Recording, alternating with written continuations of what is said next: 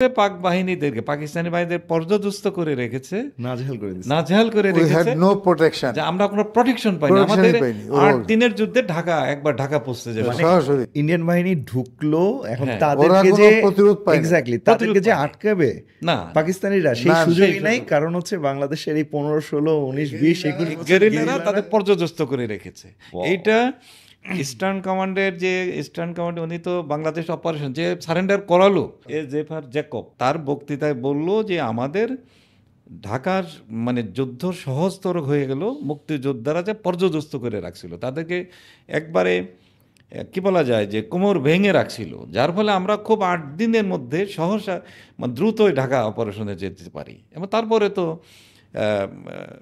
তো সারেন্ডার করতে নিয়াজি বাধ্য। সারেন্ডার করতে বলছে যে তোমরা যদি প্রথম সারেন্ডার করতে চায় নাই, বলে তোমাদের তো ওরা আসবে না, আইসা তোমাকে চতুর্দিকে বোম ফিট করে রাখছে, মানে artillery fire ready, you are surrounded by all artilleries at any time. ওরা ফায়ার শুরু করলে তোমরা আর নাই।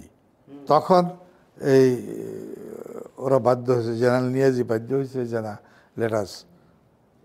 হ্যাঁ, তারপরে ওই ঐতিহাসিক ছবিটা তোমরা দেখছি, জগদৎ সিং অরোরার কাছে তখন ফাইনালি সমর্পণ করা। জানতে পারলাম। এনিওয়ে ভাইয়ার ব্রিজ ভাঙার কথা শুনছিলাম, এরপরে হচ্ছে আপনারও এইরকম মর্টার ফেলা এরকম স্টোরি শুনলাম ভাইয়া। মানে এই যে বলছে উৎসাহ, অতি উৎসাহে যা করে, and I also did so. কিন্তু ভাইয়া মানে আসলে আল্লাহরই সাহায্য যে এগুলাতে তো রেজাল্ট আসছে, কিন্তু এই যে অতি উৎসাহে করছি, মানে ওটা করছি অতি উৎসাহে, আর শালা কোনো কাপড়ে শালা মার উড়ে যা হবার হবে। এইটাই কি এই বয়সটার পাগলামি না? মনে করেন আমাদের অডিয়েন্সরাও এখানে দেখতেছেন অনেকে।